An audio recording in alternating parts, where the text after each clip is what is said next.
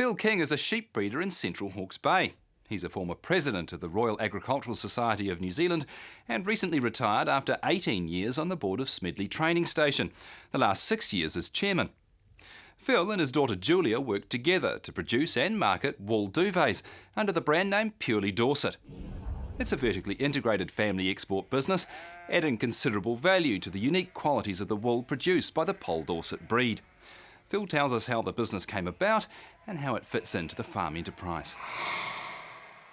Trelawn Farm is a 850-acre property, flat, and we're currently using it as an arable and wintering dairy support block.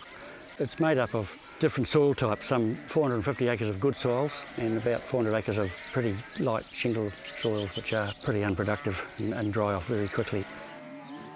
When we first came here 40 years ago, we just ran a traditional sheep and beef type operation, fat lambs and finishing lambs and a little bit of cropping.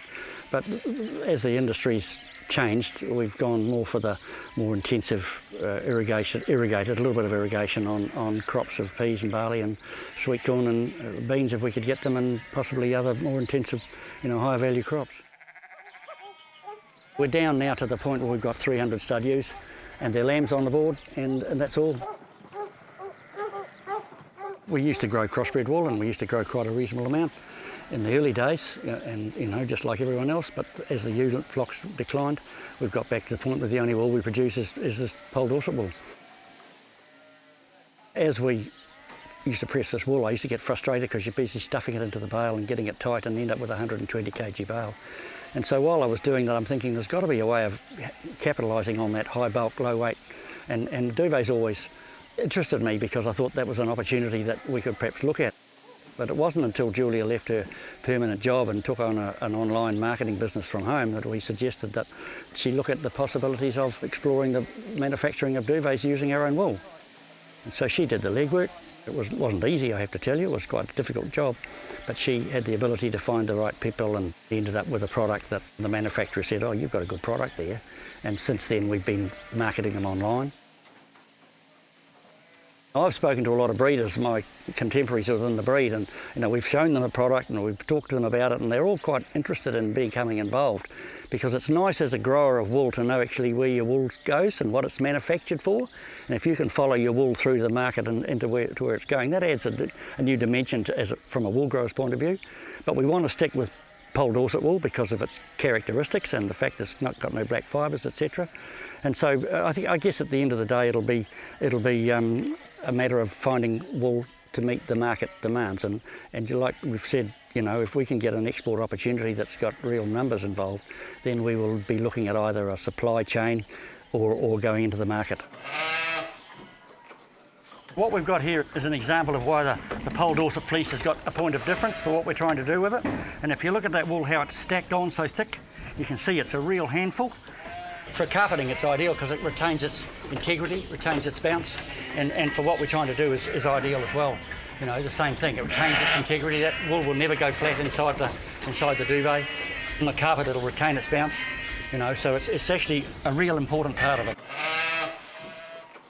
Look at the meat in here. See, look at the loin in there. There's a big eye muscle in just in that area there, a big chop. And if you look at the hind quarter, see, she's got a very good hind quarter.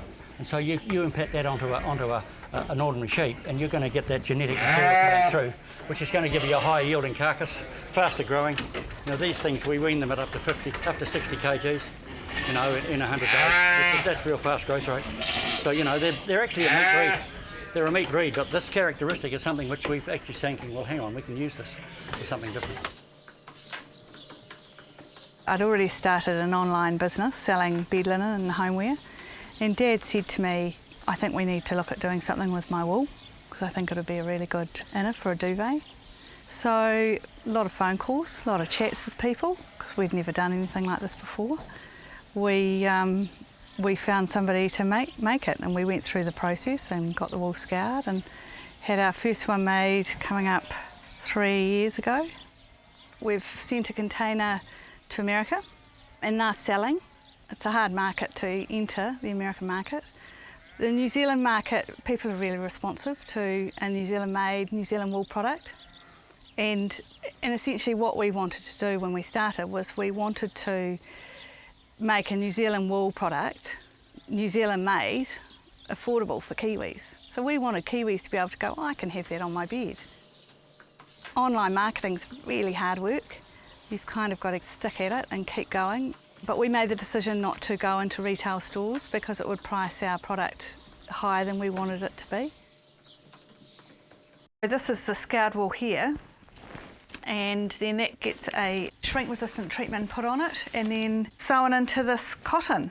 This is a winter one, and they're still really, really light. So, and that's what people like about them, they're light, but they've still got that wool inner which will keep you warm and give you breathability, and you know, wool's a fantastic product for regulating your body temperature. Dust mites are what often trigger asthma attacks, and dust mites don't like wool. They won't live in a wool environment. They are flame resistant and environmentally sustainable. So eventually, when you decide to get another one, which will be years and years, because this will last you years and years, it will go back into the earth and degrade. I'm incredibly proud of these. I grew up on the farm where the wool comes from, and have been living in Auckland for nearly 20 years. And for me to do something with a product from Mum and Dad's place is actually really cool.